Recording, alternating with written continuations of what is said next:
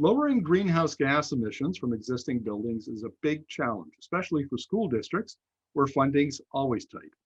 Nyack Public School District, which is 30 miles or 50 kilometers north of New York on the Hudson River, has hit on a novel solution, an 18-year energy savings agreement with Ameresco Inc.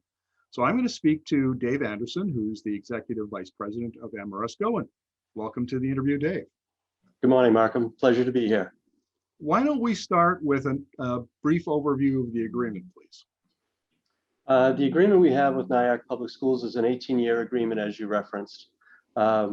We are installing a significant amount of energy efficiency measures to optimize their operation, reduce their energy consumption, as well as we're installing a 1.2 megawatt solar array on 5 of their school buildings, which will also save the district money.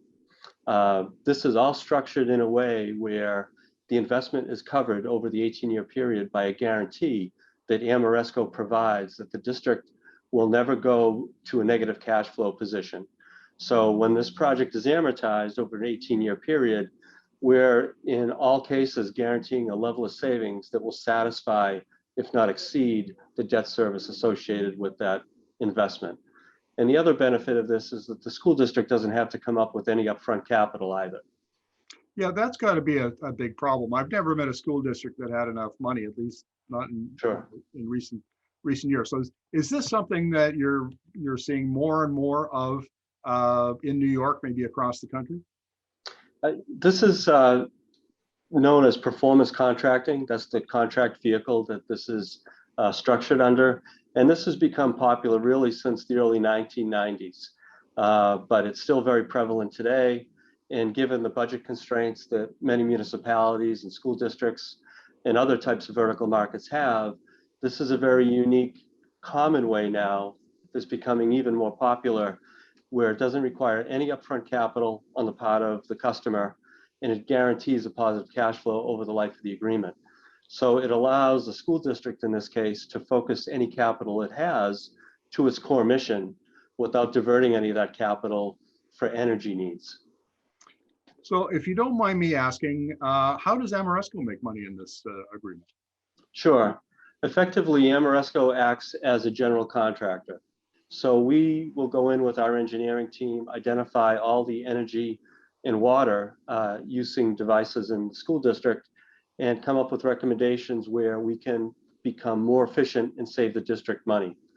Associated with that is an installation cost that will get financed over the term.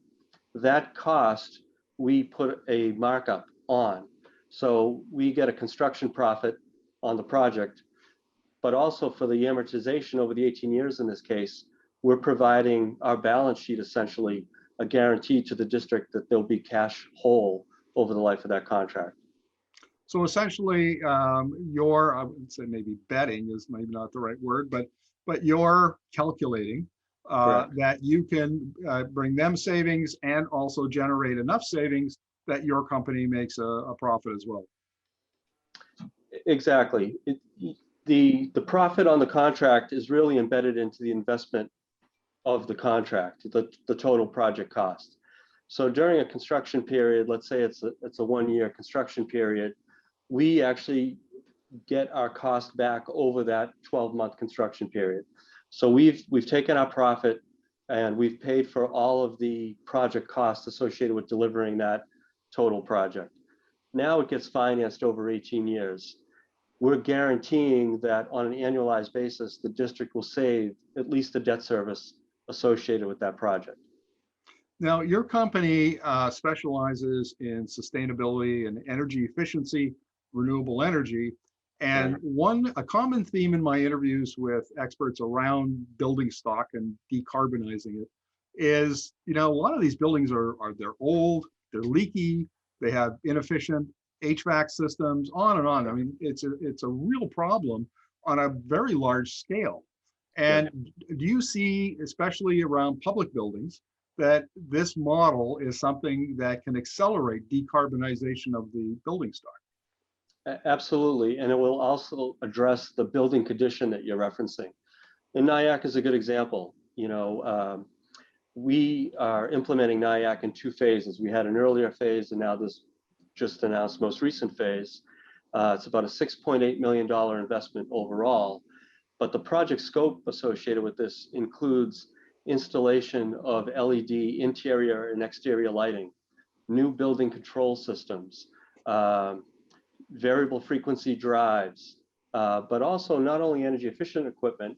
We use any excess cash flow that we can guarantee from those efficiency measures to also address energy or infrastructure improvements.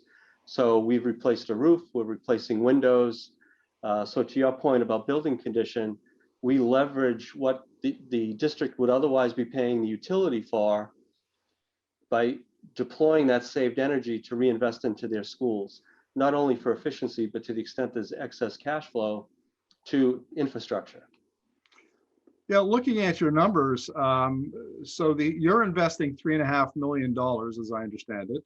In the first year alone, Nyack is guaranteed to save $187,418, which my trusty calculator says is about $3.5 million. Mm-hmm. And that sounds like a pretty good deal for the school district.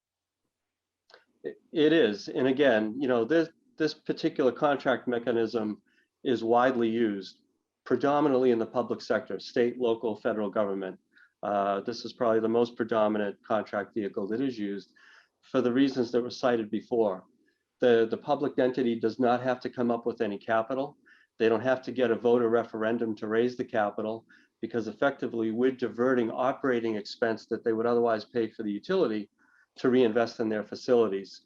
And then ultimately, whether it's 10 years, 20 years, the life of the amortization of a given project is guaranteed by the energy services company. So it also eliminates the risk, the financial risk to the entity. Final question, Dave, and I'm very interested in the technology that goes into this, because it seems like there's a lot of technology that flies quietly under the radar. You know, you mentioned some of them, sensors and controls and so on, that have improved so much over the last 5-10 years. Mm-hmm. Are we going to be seeing a lot more improvement in that technology, which then are used for more of these kinds of agreements, it would seem to me? Absolutely. And actually, Nyack is a good case where the initial phase was done, you know, over 10 years ago. So you can imagine over 10 years, the generation of technology advancement has changed. So in some cases in this phase 2, we've been able to go back and actually replace some of those previous improvements with new generation technologies that provide additional incremental savings, as well as higher performance. So whether it's, you know, increased lighting levels in a classroom setting, conditioned airspace for better air quality, you know, we try to address all of those types of aspects in these settings. Dave, thank you very much for this. Really appreciate it. Thank you, Markham. It's a pleasure.